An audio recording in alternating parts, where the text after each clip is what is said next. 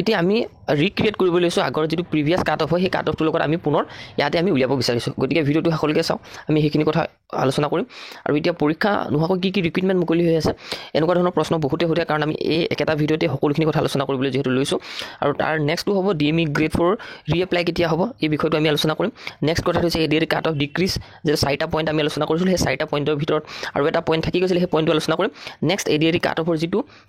আগৰ প্ৰিভিয়াছ হয় সেইটো আমি ৰিক্ৰিয়েট কৰিম যাতে আপোনালোকে ভালকৈ বুজি পাব পাৰে সকলোখিনি বলক তেনেহ'লে ভিডিঅ'টো আৰম্ভ কৰোঁ আৰু চেনেলটো প্ৰথমবাৰ ভিজিট কৰিছে যদি ছাবস্ক্ৰাইব কৰিব কাৰণ আমি সকলোখিনি কথা ইয়াতে ডিছকাছ কৰিম কাৰণ এটা ভিডিঅ' বনাইছোঁ এটা ভিডিঅ'ত সকলোখিনি আপোনালোকৰ ৰিকুৱাৰমেণ্ট যিখিনি কুৱেশ্যন হয় সেইখিনি ইয়াতে ছল্ভ কৰিবলৈ চেষ্টা কৰিম আৰু আপোনালোকক দেখুৱাব বিচাৰিছোঁ যিহেতু 2022 যিটো ADR কাট অফ হয় এই কাট অফটো আমি ৰিক্ৰিয়েট কৰিম কাৰণ সকলোৱে ইয়াতে এই কথাটোৱে কৈছিলে আপুনি যিটো 4টা ফেক্টৰ কৈছিলে সেই ইম্পৰ্টেণ্ট ফেক্টৰকেইটা তেওঁলোকেও মানিছে কাৰণ তেওঁলোকেও কৈছে হয় এইটো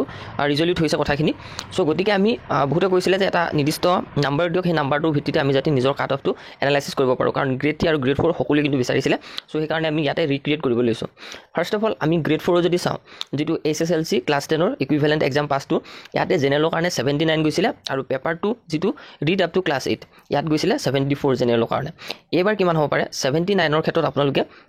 ইয়াতে 15 মান মাইনাছ কৰক কাৰণ নিগেটিভ মাৰ্ক আছে আগতে কি হয় মই আগৰ ভেকেন্টখিনি আপোনালোকক কম্পেয়াৰ কৰিছিলোঁ যিটো ডিফাৰেঞ্চ চলি আছিলোঁ অৰ্থাৎ মাইনাছ চলি আছিলোঁ তাতে কিন্তু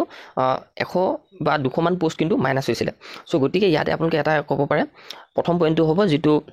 ইয়াতে আপোনালোকৰ অভাৰলেপিং প্ৰচেছটো এবাৰ নাই সেইকাৰণে কমিব নেক্সট হৈছে নিগেটিভ মাৰ্ক প্লাছ আছে ইয়াতে নিগেটিভ মাৰ্ক আছে চ' সেইকাৰণে আপোনালোকে 15 এটা মাইনাছ কৰিব পাৰে জেনেৰেলসকলে তাৰপিছত জেনেৰেল ওমেনসকলেও ইয়াতে আপোনালোকে ইয়াতে কমাব পাৰে অলপমান 16 17 18 মান কমাব পাৰে বহুতখিনি এবাৰ কিন্তু কম যাব এই কাৰণে নেক্সট হৈছে STP STH এনেধৰণে আপুনি 10 15 5 এনেকৈ যদি কয়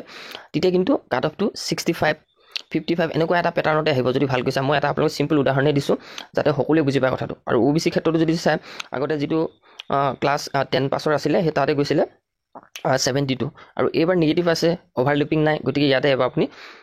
ধৰি লোৱা 10 7 8 এনেকুৱা আপোনাৰ নিজৰ আন্দাজত কিন্তু আপুনি মাইনাছ কৰি চাব পাৰে এইখিনি তেতিয়া আপুনি নিশ্চয়কৈ এটা আইডিয়া পাব যে এবাৰ কাট অফটো 65 বা 55 এনেকুৱা ভিতৰতে কিন্তু এই ৰেঞ্জতে থাকিব পাৰে যেহেতু আমি এইটো এক্সপেক্ট কিয় কৰিছোঁ কাৰণ গম পাইছে 5টা ফেক্টৰ যিটো আমি আগৰ ভিডিঅ'টোত কিন্তু আলোচনা কৰিছিলোঁ এইখিনি কথা নেক্সট হৈছে গ্ৰেড 3 খিনি কথা আলোচনা কৰিছোঁ ইয়াতে আপুনি 10 কমাব পাৰে 15 কমাব পাৰে যদি আপুনি বহুত বেছি কম হৈছে বুলি ভাবে তেতিয়া 5 কমাই চাব পাৰে 5কে হ'লে প্ৰত্যেকটোতে যদি কমাই তেতিয়া কিন্তু সেই 60 ঘৰতে কিন্তু এইখিনি থাকিব পাৰে আৰু নেক্সট হৈছে যিটো গ্ৰেড 3 যিটো জেনেৰেল হয় 123 আছিলে SSLC আৰু SSLC ছায়েন্সত আছিলে 118 ইয়াতে আপুনি 12 এটা কমাই দিয়ক তো 123 12 মান কমাই দিলে কিমান হ'ব তো আপোনালোকে নিশ্চয়কৈ গম পাইছে কিমানটো কাট অফত আহি যাব বা 100 ভিতৰতে যদি থাকে 100 ভিতৰৰ পৰাই হ'ব জেনেৰেলসকলৰ নেক্সট জেনেৰেল ওমেনসকলেও আপোনালোকে ইয়াতো এটা মাইনাছ কৰিব পাৰে 10 12 মান তেতিয়া আপুনি ধৰি লোৱা বা বেছি যদি বিচাৰে 15 এটা মাইনাছ কৰিব পাৰে তেতিয়াও 95ৰ ভিতৰত এনেকুৱা ধৰণৰ ৰেঞ্জতে আহিব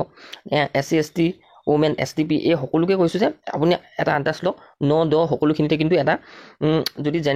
জেনেৰেলত যদি আপুনি 10 মাইনাছ কৰে তেতিয়া জেনেৰেল ওমেনত আপুনি 12 মাইনাছ কৰিব SCত যদি আপোনালোকে ধৰি লোৱা 15 মাইনাছ কৰে তেতিয়া SC ওমেনত আপোনালোকে 17 মান মাইনাছ কৰিব এইটো ৰেঞ্জত আপোনালোকে সকলোখিনি মাইনাছ কৰি চাওক তেতিয়া আপুনি নিজে গম পাব যে কাট অফটো কিয় কিমান কমিব পাৰে কাৰণ ফেক্টৰকেইটা আমি কৈছিলোঁ 5টা এটা হৈছে অভাৰলেপিং নাই এবাৰ নেক্সট হৈছে নিগেটিভ মাৰ্ক আছে এবাৰ আৰু থাৰ্ডটো হৈছে APSC যিটো জেনেৰেল পেপাৰ হয় আগতে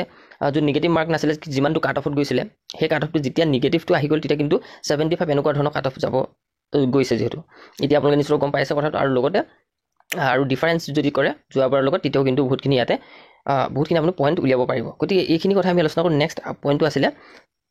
আৰু নেক্সট পইণ্টটো আছিলে এনেকুৱা এটা ৰিক্ৰুইটমেণ্ট আহি আছে যিটো আপোনালোক কোনো ধৰণৰ পৰীক্ষা নোহোৱাকৈ আপুনি চাকৰি পাব পাৰিব যদি আপোনালোকৰ মেট্ৰিকত পাৰ্চেণ্টেজ ভাল আছে ইয়াত কিন্তু পাৰ্চেণ্টেজৰ বাধ্যবাধকতা নাই ধৰি লওক 45% কৰিব পাৰিব 50% কৰিব পাৰিব 60 কৰিব পাৰিব 70% থকা হ'লেও কৰিব পাৰিব 80% থকা হ'লেও কৰিব পাৰিব গতিকে এই সকলোখিনি আপোনালোকে যিমান পাৰ্চেণ্টেজ থাকিলেও এপ্লাই কৰিব পাৰিব কিন্তু এপ্লাই ভিডিঅ'টো বহুতে মোক সুধি আছে দিয়ক সোনকালে কাৰণ এইকেইদিন আমি টাইম পোৱা নাই চ' সেইকাৰণে এপ্লাই কৰা ভিডিঅ'টো দিব পৰা নাই ছাবস্ক্ৰাইব কৰি ৰাখক 2-3 দিনৰ ভিতৰত আমি এপ্লাই কেনেকৈ ভালকৈ কৰিব লাগে যাতে আপোনালোকৰ যিখিনি সাৰ্কেল বা এৰিয়া আছে সেই এৰিয়াবিলাকৰ সিলেক্টিভলি যিবিলাকত ৰিজাল্ট আহে কিছুমান সাৰ্কেল বা এৰিয়াত কিন্তু ৰিজাল্টে নাহে চ' সেইকাৰণে প্ৰিভিয়াছটোৰ লগত আমি সকলোখিনি এনালাইচিছ কৰিব লাগিব আৰু তাৰ পৰা আমি সেই আচল তথ্যটোহে ভিডিঅ'টো বনাম চ' গতিকে সেইকাৰণে অলপ টাইম লাগিছে ভিডিঅ' এপ্লাই কৰা ভিডিঅ' দিয়াত চ' চেনেলটো ছাবস্ক্ৰাইব কৰক আৰু নেক্সট হৈছে DME গ্ৰেড 4 ৰিএপ্লাই কেতিয়া হ'ব DME গ্ৰেড 4 ৰিএপ্লাই আমি এটা কথা এক্সপেক্ট কৰিব পাৰোঁ, কাৰণ গ্ৰেড 3 যিখিনি পোষ্ট আছিলে, গ্ৰেড 3 পোষ্টখিনি যদি চাই, গ্ৰেড 3 পোষ্ট যদি এটা মেডিকেল ইনষ্টিটিউশ্যনত বা মেডিকেল ডিপাৰ্টমেণ্টত যদি ভেকেণ্ট খালী হয়, গ্ৰেড 3 মুকলি হ'ব, গ্ৰেড 4 কিন্তু খালী হৈ থাকিব। গতিকে গ্ৰেড 4 পোষ্ট যদি চাই, কাৰণ বহুতখিনি ভেকেণ্ট খালী হ'বই। নেক্সট কিয় ডিক্ৰিজ হৈছে সেইখিনি আমি আলোচনা কৰিলে, আৰু ৰিজাল্টটো যিহেতু আৰু খুব এসপ্তাহ 2 সপ্তাহ বা আপোনালোকৰ এই মাহটো নিদিলেও ইটো মাহৰ সপ্তাহতে পাই যাব পাৰে। গতিকে ইমানখিনি আছিলে, আমি শ্বৰ্টকৈ কথাবিলাক আলোচনা কৰিলোঁ, বেছি এনালাইচিছ নকৰিলোঁ, কাৰণ কালি এটা ভিডিঅ' দিয়া আছিলে, তাতে আমি ডিফাৰেঞ্চ উলিয়াইছিলোঁ কি কাৰণে কাট অফটো কম যাব, আৰু মেইন পইণ্টটো অভাৰলেপিং নাথাকে। নেক্সট নিগেটিভ মাৰ্কিং এবাৰ আছে, আৰু এটা আগৰ যিখিনি পোষ্ট ৱাইজ ডিফাৰেঞ্চ উলিয়াইছিলোঁ সেইখিনিৰ ওপৰত, আৰু আগৰ যিটো কাট অফ হ'ব সেই কাট অফৰ পৰা আমি 10, 8, 7 এনেধৰণে মাইনাছ কৰি যদি চাওঁ, তেতিয়া কিন্তু সেই কথাটো এটা সত্যৰূপে ওলাই পৰে। গতিকে এইখিনি আছিলে আমাৰ যিটো এক্সপেক্ট হয় সেইটোৱে আমি কৰিছোঁ, যিহেতু কিমানটো কাট অফ যায় সেইটো কোনেও ক'ব নোৱাৰে।